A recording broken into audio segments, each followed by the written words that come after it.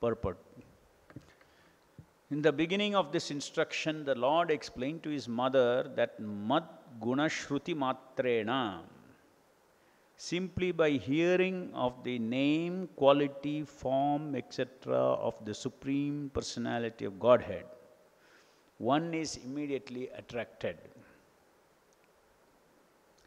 A person becomes fully qualified with all transcendental qualities by following the rules and regulations as recommended in different scriptures.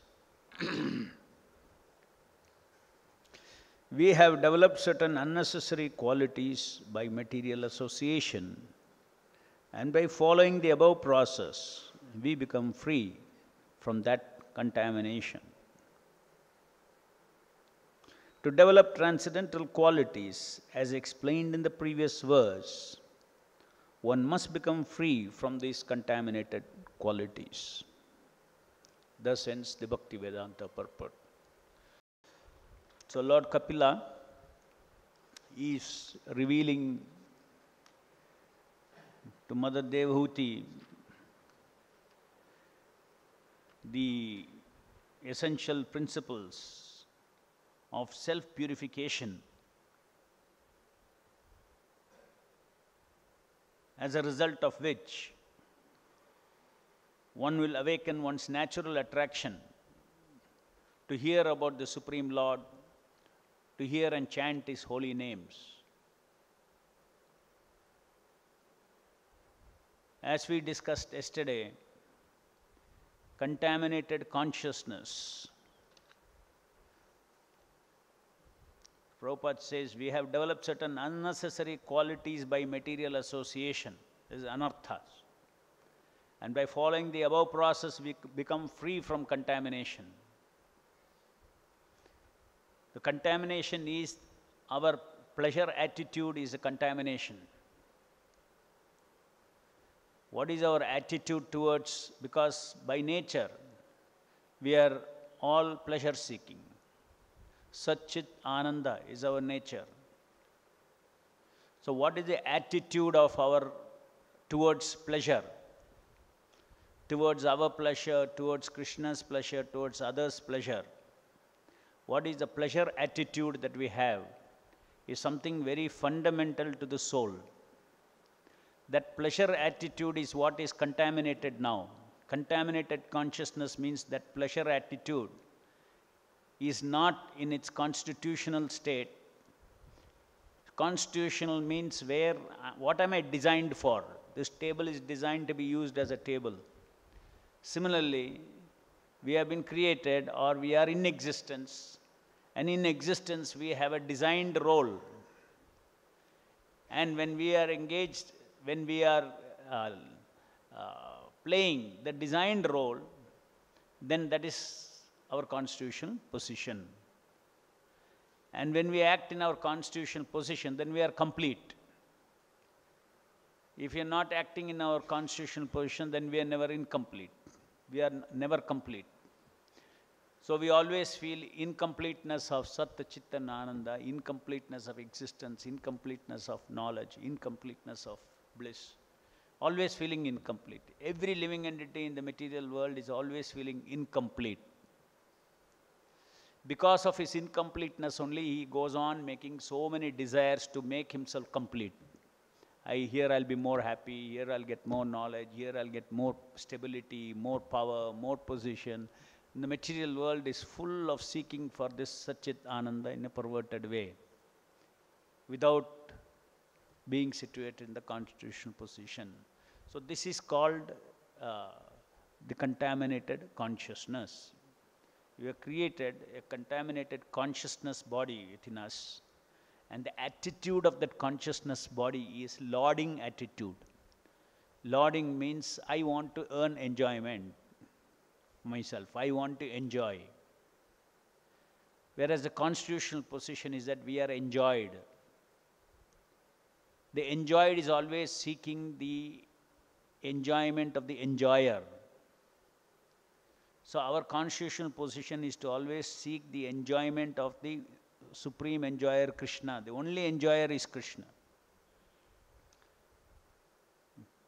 We are only consequent enjoyers. That is the nature of our enjoyment. We are consequent enjoyers, consequent to Krishna's enjoyment. Just like we take prasadam. Krishna is the enjoyer and they take his mercy. So this is actually the constitutional consciousness which is uncontaminated. So here something very important is being spoken about by Lord Kapila, that unless the rules and regulations of the scriptures are followed of sadhana bhakti, the purpose of which is to clean up this contaminated attitude. What is contaminated consciousness? Very simple. It is a pleasure attitude. That is a fundamental pleasure attitude. From that all other contamination is coming. Pleasure attitude. Independent pleasure attitude.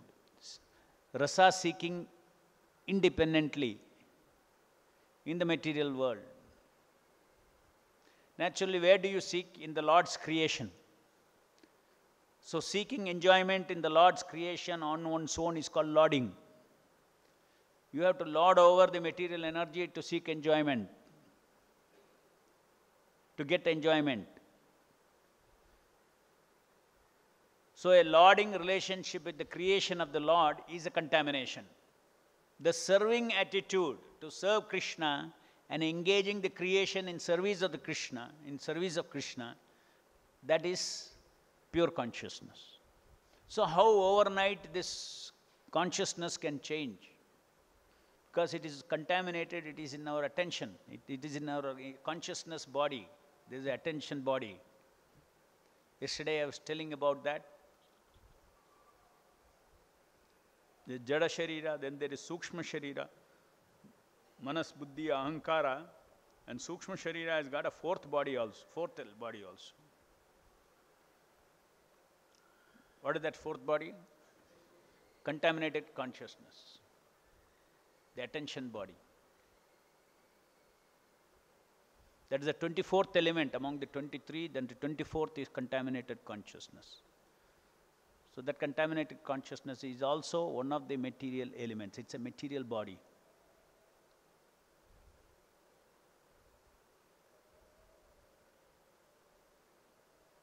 And that material body is having the attitude of lording over the creation of the Lord.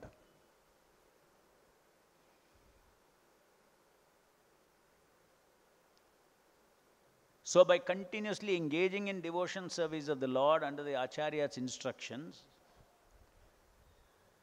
by following the rules and regulations which have been designed in such a way that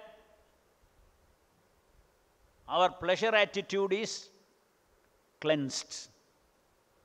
Because what is devotion service? We are continuously asked to please Guru and Krishna.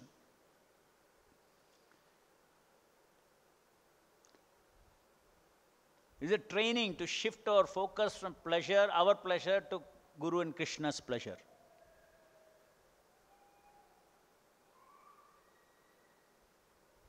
Why Guru's and Krishna's pleasure? Because that is a fact. Krishna is the only enjoyer. So contaminated consciousness becomes cleansed.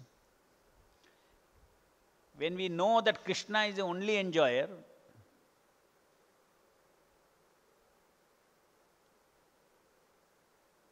and then we accept the fact that Krishna is the only enjoyer, we have to accept, no, then you have to accept that Krishna is the only enjoyer. Admit Krishna is the only enjoyer. And then act according to that in devotional service. So these three things should happen for cleansing our thinking, feeling, and willing to be cleansed in our consciousness. Then we develop a pure chitta, a pure consciousness body. And it is that pure consciousness body which has got the ability to awaken our pure Krishna consciousness. Unless the pleasure attitude changes, it is not possible for, unless the pleasure attitude changes, Maya will not leave us. There is a force, there is a creation of the Lord, there is an energy called Maya, there is a personality called Maya Devi.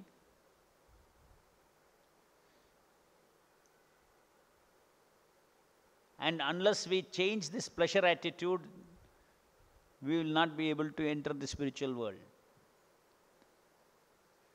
Unless this pleasure attitude is changed, our Swarupa, that I am eternal servant of Krishna, will always be covered. Because with this pleasure attitude, that identity is useless. The identity of a pure devotee cannot function with this attitude.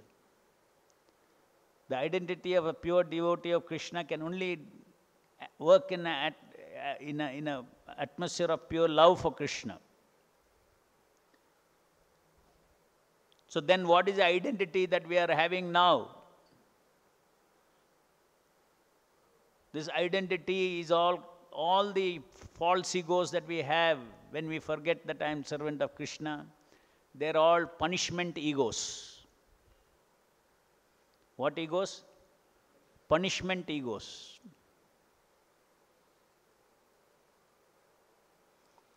So, people take pride in false ego. But devotees, they see it as punishment egos. That means you are stuck there. Once you say, I am this, then you will be that only. So, your punishment ego, you are stuck there. You cannot enjoy love of Krishna, which is our constitutional right.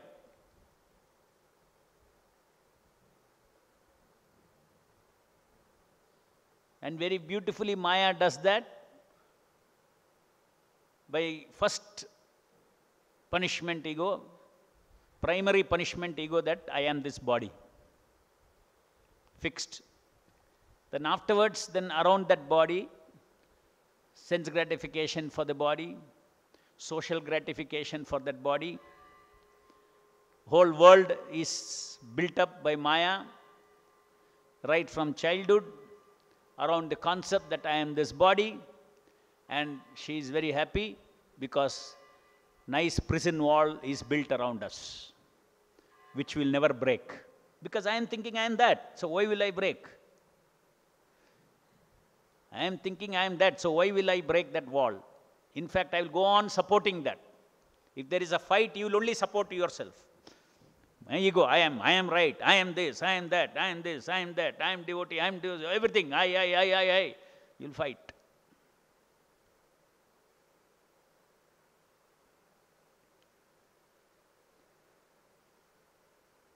And these punishment egos, all punishment egos, which is the false egos, they are all pleasure-seeking egos. Not only they are pleasure-seeking egos, Maya gives you that pleasure-seeking egos. And the pleasure-seeking ego, because it is not your constitutional way of getting pleasure by serving Krishna, by giving pleasure to Krishna, Maya turns our real ego into pleasure-seeking beggars. So everybody is a pleasure beggar in this material world. Who are beggars? Beggars are people who don't have money. Right? Any nittle you give, they will take away. In the material world also, everybody is a pleasure-seeking beggar. Little pleasure somewhere is there, he'll go and pick it up. Why is it so? Because he is starved of pleasure. When somebody is starved of food, then he is hungry, isn't it? So why are we hungry for pleasure? Why are we hungry for Ananda? Because we are starved of Krishna consciousness. If you're connected to Krishna, then there is no question of wanting to seek pleasure in this material world. Once rasa is completely satisfied by giving pleasure to Krishna. Our pleasure is equal to giving pleasure to Krishna. When we give pleasure to Krishna, we get pleasure. But now we don't, now it is not like that.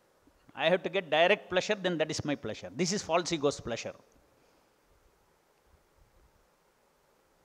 And that is unconstitutional. For the living entity to enjoy anything that is unconstitutional, something unconstitutional has to be created. That is called false ego. Maya creates a false. It's not a real ego. It's a false ego. And where is the false ego created? In the factory of our mind. Who creates that? Maya creates that. Because Maya creates in the factory of your mind, you think that you are creating it. It's my ego. See what a trick Maya is playing. Because it is created by, because you are very much aware how you have created your, I am this body, I am that, I am this, you tell yourself and you create all those things. When you create all those things, after all, I am creating it. Actually, you are an instrument in the hands of Maya. Maya is creating those false egos according to your independent desires. So because you created, then you become attached. This is my ego. This is me. So Maya uses our factory of the mind to generate any number of false egos. One ghost after another ghost it creates. And each ghost will steal all our faculties of desiring, of deciding, willing, thinking, feeling, willing. Thinking, feeling, willing belongs to the soul, not to this false ego. So this haunted self becomes the haunted material personality which is seeking its deep instinct of Sat, Chit and Ananda. So basically contamination means lauding nature. When that is converted to serving nature, serving the Lord, engaging his entire creation in service of the Lord, that is purification. So regulated devotional service, sadhana bhakti, is designed by the acharyas in such a way that our pleasure attitude changes from independent existence, independent maintenance, independent gratification, independent security, all these kinds of things. When you think, you don't have faith that God is with me. Every living entity is complete in itself because there is super soul within. But he doesn't feel that completeness. If only I can connect myself with the super soul, I am complete. That is the meaning of surrendering to the Lord in the heart. Soul is there, super soul is there, another personality is there. I don't have to be incomplete. Each one of us are complete. Even in the material world. And that is why we are able to function. We don't ask, when you are able to think, feel, act in this material world, you take for granted the role of the super soul. Everything that we are doing is with the combination of the sanction of the super soul. So if we develop our relationship with the super soul as is another my whole soul it is. I am part soul, he is my whole soul. This part soul is an illusion. I am part and parcel of Krishna.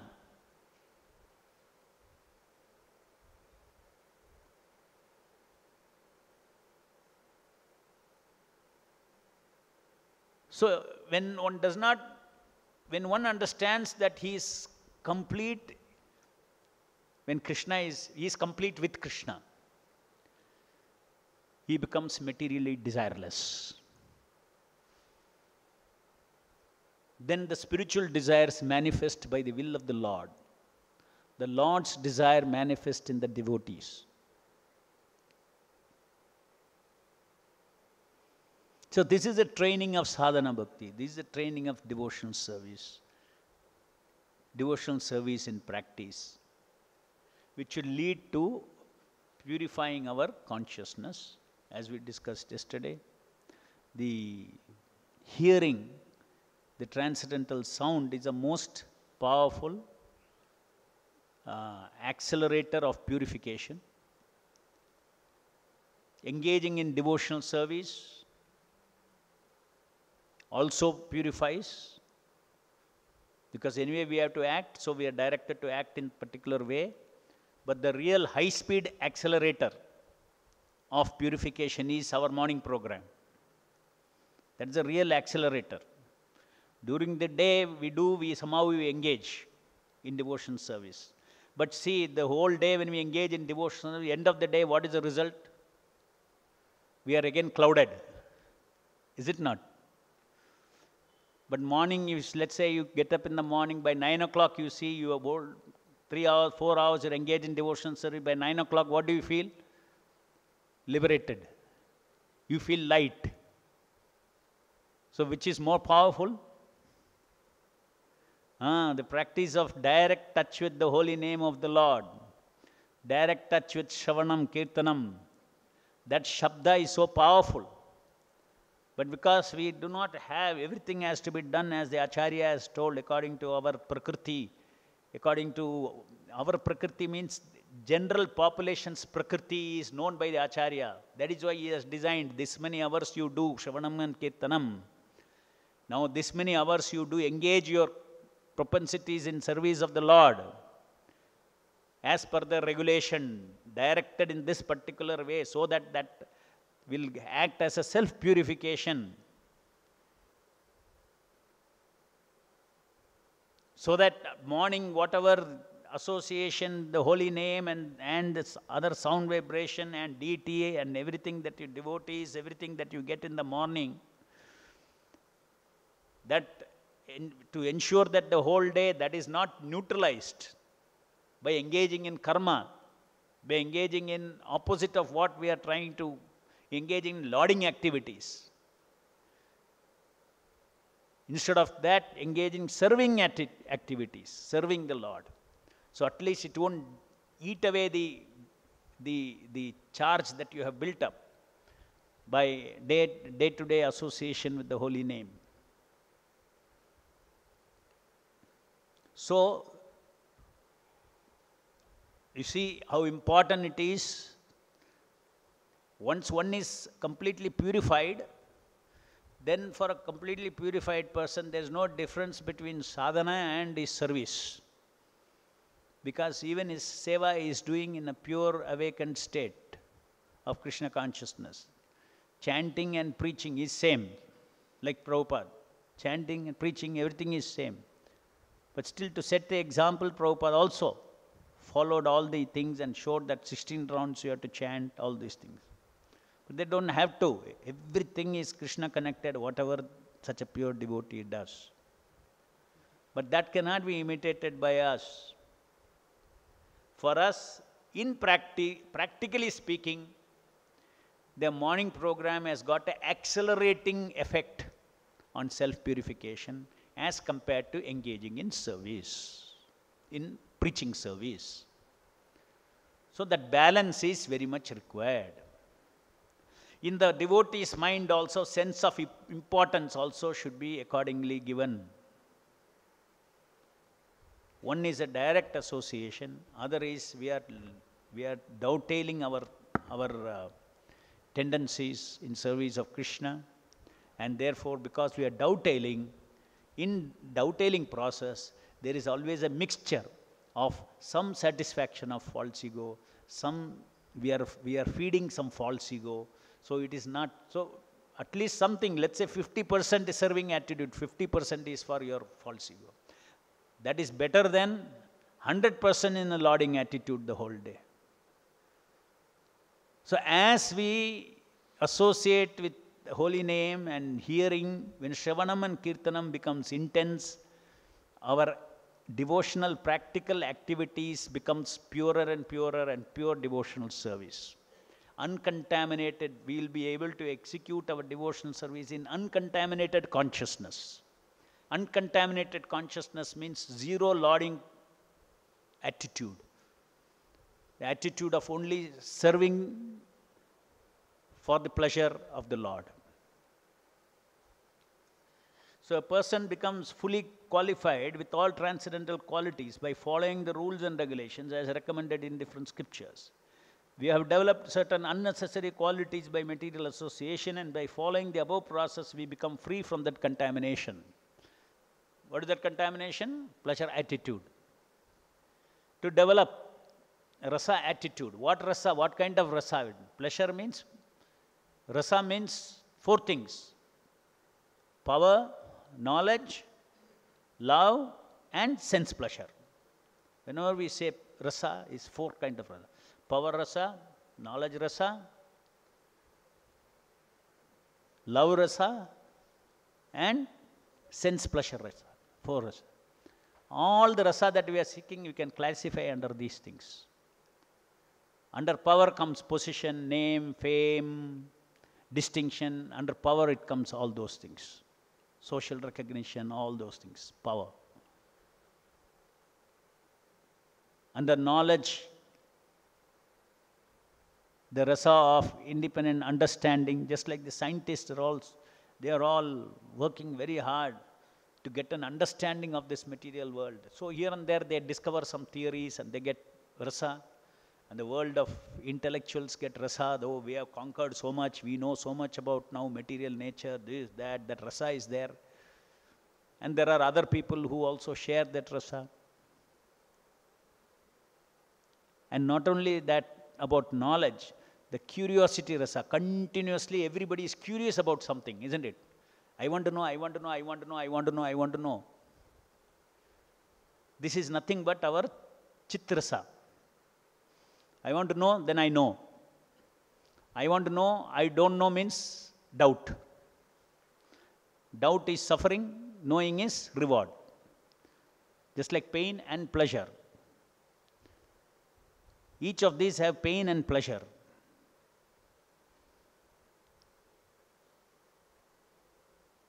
Love rasa. You want to love someone and you want to give love and take love.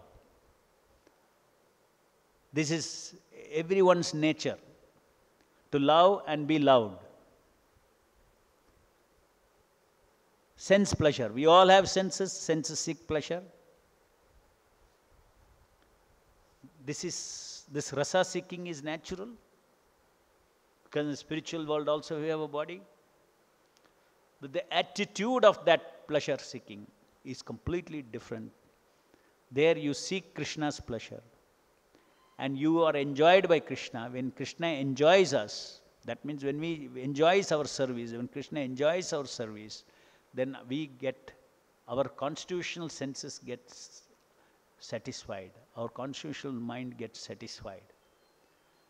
Just like even as a perverted reflection in the material world, if you love someone, you're ready to take any trouble for yourself, for your senses, for your this thing, everything. Just like some men work hard day and night, but taking loans and working hard, extra night, everything just for the love of the family. He will torture himself, isn't it? So that is the nature, it is possible. It's all misplaced. So one can take a higher pleasure in giving pleasure to the family. The same way, the entire spiritual world, the attitude that is pervading, pleasure attitude of every living entity, is how to give pleasure to Krishna. How to become happy by making Krishna happy. To develop transcendental qualities, as explained in the previous verse, one must become free from these contaminated qualities. So that is our program, to touch the sound vibration and become purified. Any questions? Hare Krishna, Prabhu. Prabhu, you said that that currently I'm in the contaminated consciousness and I need to purify my pleasure attitude by constantly keeping in touch with the holy name. So what happened is that I've observed that many times devotees, while doing many activities, they chant and do the activities to keep in constant touch with the holy name or the nama, they hear Prabhupada lecture. But sometimes that goes in the subconscious mind and we become conscious of what we are actually doing. So that means we're not conscious about hearing the holy name or the lecture in that way. So in that way I'm developing my subconscious nature actually continuously chanting, but I'm not consciously chanting, and that even affects my current chanting when I chant my 16 rounds. So how do I go about it? All these things are not instructed anywhere. If you create your own methods, you will run into problems. When you chant, you chant. When you serve, you serve. A bona fide stage will come when automatically Krishna Nama will not leave your tongue. Now you don't practice that. If that is the case, Prabhupada would have told, give up all service, everybody in the temple, morning till evening should sit and chant. He did not say that. So the very important that we have to follow strictly in the lines of the Acharya. It's a great science and, it's a treatment. In the treatment, you cannot create your own system. 3 times diet, this, that, so many tablets, this, everything the doctor has given us. And the doctor knows why he gave that. We do not know that. So in between, we cannot create that. Okay, I'll take all 3 tablets together in the morning. Doctor says 1 in the morning, 1 in the afternoon, 1 in the evening. There is a reason why one will affect. When its effect is gone, then another will affect, another will affect. But you will say all 3 concoction. He'll say, anyway, all 3 will stay together and it will affect the whole day. It may not. All 3 will intensely affect for half a day and destroy your organs. Possible, right? So many hundreds of reasons will be there. So, the rules and regulation as prescribed in the scriptures, as adopted by the Acharya. This is the role of the Acharya. Scripture alone is not enough. Guru, Sadhu and Shastra. Guru and Sadhus are the one who actually practice the Shastras according to time, place and circumstances. So, if something is like that is happening, you have to find out what is my own concordant system I did, read and then also chant, or chant and also do service. When you are talking about life membership or something to somebody, how can you chant then? You have to focus in that. You have to have a different ego there, isn't it? You have to have a preacher ego there. When you do japa, you need a japa doer ego, associating with the holy name. So you cannot mix up these two. It becomes offense to chanting of the holy name when you are trying to do that. But when it naturally comes, that is nama smaranam. Because you are associated with the holy name so long that automatically smaranam is always there. That smaranam never disturbs your work. It never disturbs your work. Artificially, it should not create that. Yes. No, you answer. In one of your lecture, you spoke about the soul in the network of this avidya. Means the network of this body creates a law. Creates the? It creates a law, the law of self-preservation. And the person seeks for that first law of material body, that we seek for the we have to save ourselves. Unless we don't feel the sense of security, stability, we cannot practice Krishna consciousness nicely. So, does it also means we are dependent on how to draw a line? No, there's no line at all there. Our sense of security, our sense of stability comes from surrendering to Krishna our life. We know that I don't have to secure myself. That is called Shraddha. You have to have faith that Krishna will protect me. And Krishna is protecting me. Even in adverse circumstances, He will not let me down. He is protecting me. The way He is protecting, I may not understand, but He is protecting me. So sense of security is never lost for a devotee who understands that Krishna never leaves his devotee.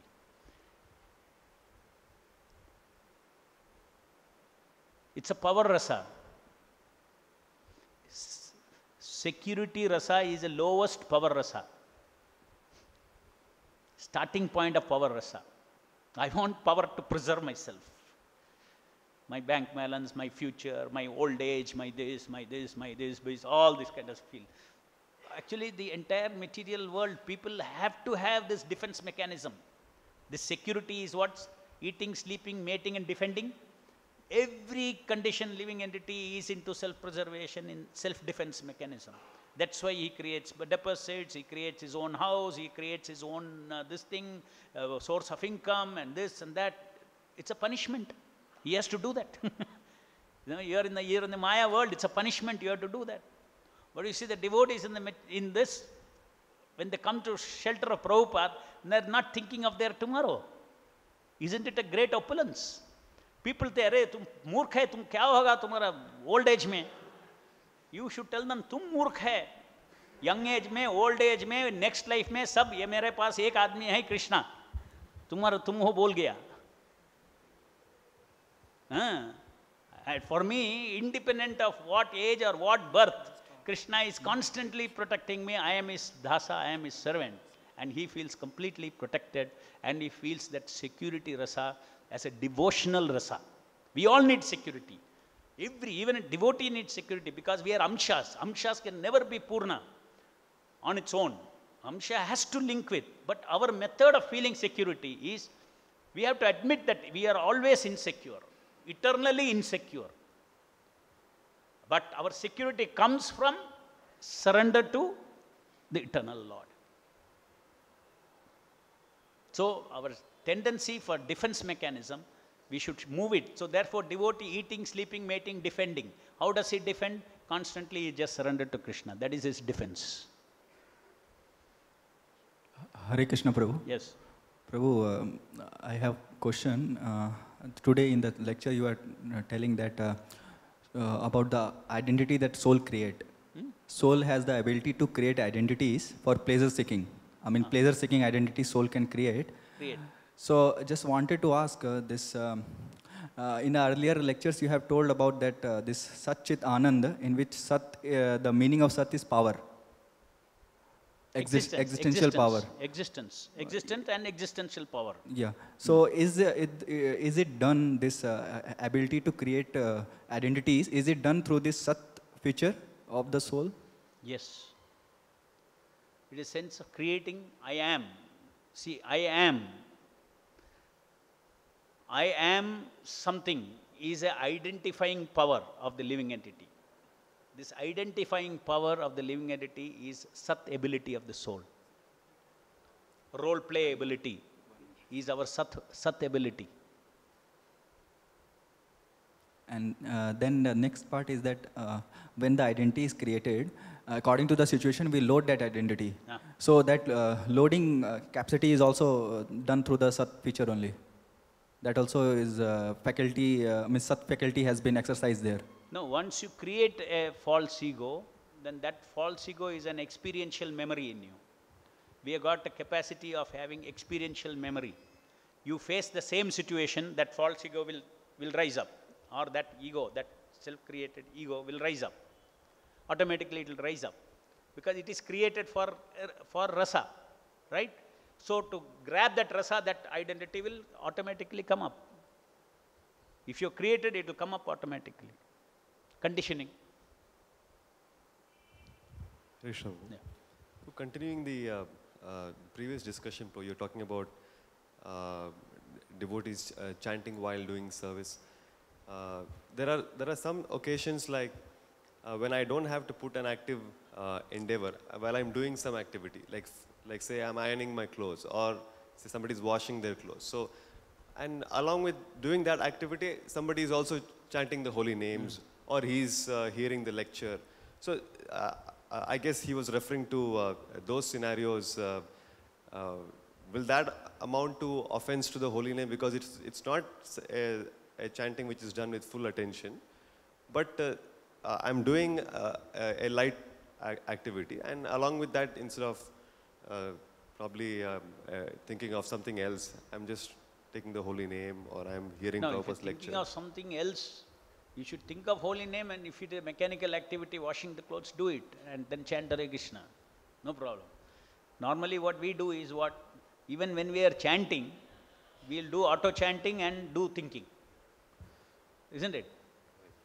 So if suppose you are able to do auto washing of clothes and do conscious chanting, very good. So many things in auto mode we can do every day, right? So do that in auto mode, but give your full attention to chanting. I guess that is difficult to do right now. Because the full That attention is why I said don't try to do it. So we should not try to do like that. Should not try to do that. Eat while you eat, play while you play. The old saying is there, no? That means give full attention for what you are doing, you will get full benefit. Thank you, Prabhupada. Because washing clothes is also for Krishna only, no? Do it fully. Full absorption. Remember Krishna, this is on behalf of Krishna I am doing. I had to clothe my body. I had to go well dressed before people. It's also a seva. Do in that spirit. Cultivate the attitude there. It's for the pleasure of the Lord. I am wearing good dress, iron dress, everything not for my pleasure. For the pleasure of Prabhupada's mission, I am wearing and going. Why should you think it is for my pleasure?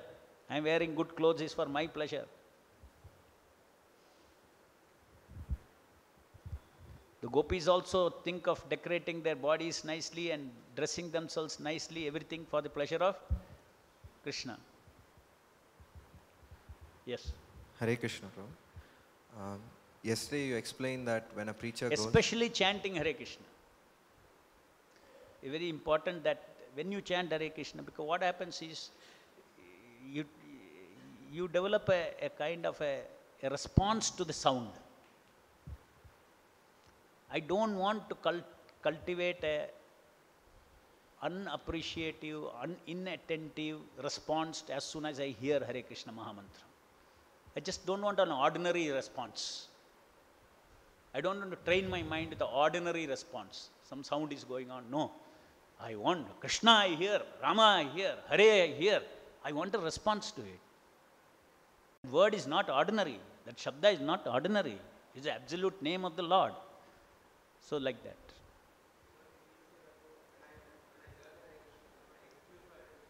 Huh?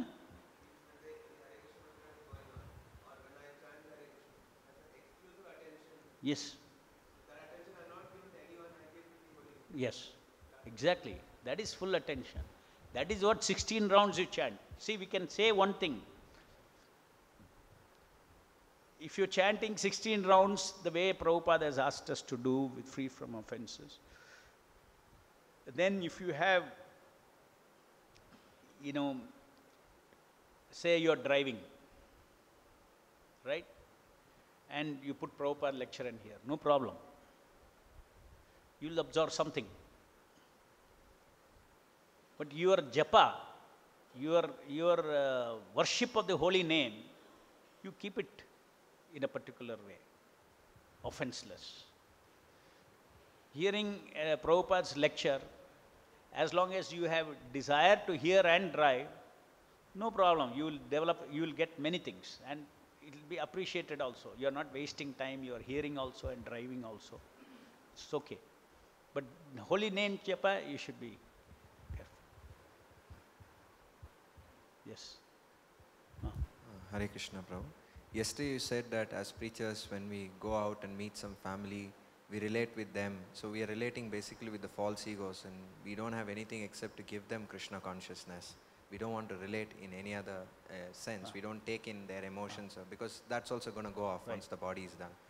But if we take the same thing for the ashram, so where I stay with devotees or any other devotees we associate with, so is it that I should associate with them only in the basis of service, or how to associate with a devotee at that level, so that I don't associate with his false ego, but as a devotee, can I do it at this level? So how to do that? So that is the reason why everything in a sadhana stage has to be done in a regulated way. Even association in the ashram also has to be in a regulated way. That means there are some do's and don'ts. Regulated means some do's and don'ts are there. Just like in Karmi hostels, young people's hostel, you make friends. And then you chit chat, you gossip, and then, I glorify you, you glorify me. This kind of friendship is not what we want in the ashram. In the ashram, we have respectful association with each other. Respectful means you respect his Krishna consciousness.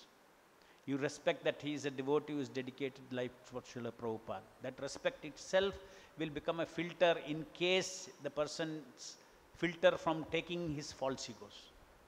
If a false ego, out of false ego is acting, if he has some ideas of, he's voicing Maya's voice, then you automatically, because whom do you respect?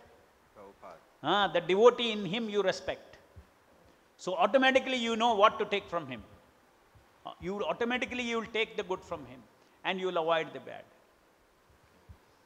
So we have to be, there are do's and don'ts even in the ashram also. Otherwise again, here also in the ashram, for 1 year you will be friends with somebody. Next year you will be his worst enemy. What is the use? Because it was all based on material thing. Be very slow in making friends. If you are slow in making friends, you will keep those friends. Just to overnight you make friends, you are running into trouble. When he will become your enemy or you will become his enemy, you do not know. We have to be slow. No problem. Be slow in making friends. We need to make friends with the devotees. And you make friends with them, slowly. Hare Krishna, Prabhu. Prabhu, regarding offenseless chanting we are discussing, Prabhu. So, outsiders, the working class of people, suppose they have office from morning 9 to night, 11 o'clock, 12 o'clock. And they have only one option, chanting during travel time. So, in that case, they are forced to chant offensively. So, with so much distractions. So, what do you recommend for them, Prabhu? No, see, nobody is forced to chant offensively. No, they are forced to have many distractions. Offense is a conscious action or lack of conscious action. If he is sitting in the bus and he is struggling consciously to hear, in spite of it, so much distraction is there, it is not offensive chanting. It is not offensive chanting. It depends on what is his consciousness, what is he trying to do. Is he trying to give respect, and in spite of that so much thing? Why you go in the bus? What about, sitting in the temple hall and you are chanting, right?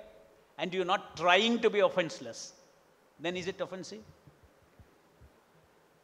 If you are not trying to be offenseless, it is offensive chanting. Because by nature, our mind neglects, have no appreciation for the holy name. So unless we try to be offenseless in our chanting, we become offensive. So whether it is in the temple hall or whether it is in the bus, if you are not consciously trying to avoid the offense, then it becomes offenseless chanting.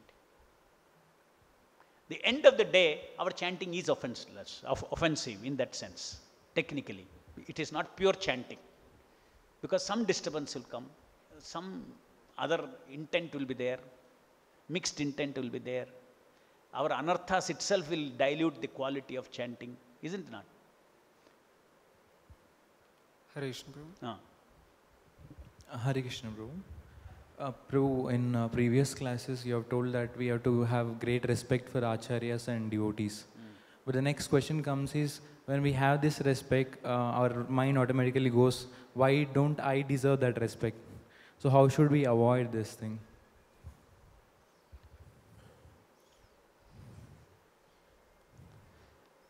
You have to understand the principle is to give respect and not seek respect. So only you cannot follow only half part of the instruction. The instruction for the Vaishnava is to give respect and don't seek respect. So if you are giving respect, then you should give respect and also not seek respect. But your point is, anyway, if I am giving respect, there is somebody who is receiving the respect. If somebody is receiving the respect, why I am not receiving the respect from somebody? Isn't it? That's a question. I want also respect. Why I cannot get respect? Is that the question?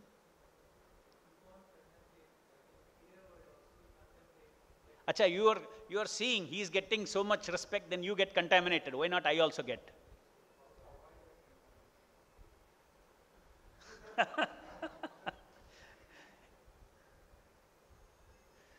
Actually, it's a fact. If you see somebody who's receiving respect and he is eating that respect, you will get contaminated. You should associate with people who receive lot of respect, but you will see it not even touching him. That kind of association will not affect you. Otherwise, if you see, oh, see, he's a sannyasi, so much respect, when will I become sannyasi? But if you see some sannyasis, they're receiving so much respect, it doesn't rub upon them at all. They will never contaminate anybody with that kind of a thing. Grandaraj Srimad Bhagavatam ki jai, Jagat Guru Srila Prabhupada ki jai.